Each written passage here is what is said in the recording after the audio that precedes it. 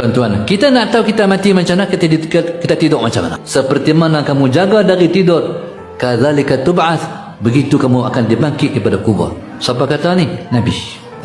Ada orang yang balik-balik rumah letih, tak kepala, hilang, tak ingat kat Tuhan pun. Esok mati pun dia takkan ingat pada Tuhan.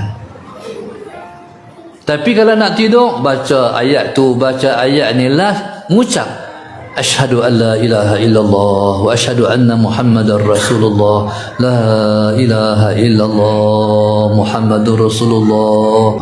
Esok nak mati macam itulah dia, ingat kat Tuhan. Siapa yang bangkit tidur, baca doa bangkit tidur, esok bangkit pada kubur pun akan baca doa itulah.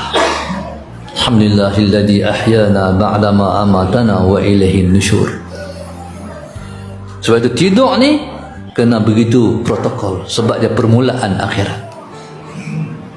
Jadi semua ni kena duduklah hati bagi kuat. Sebab itu orang soleh-soleh melangkah Allah, sebab mereka nak langkah lepak ialah Allah. Kalau langkah lepak Allah mati, tu lepas nak.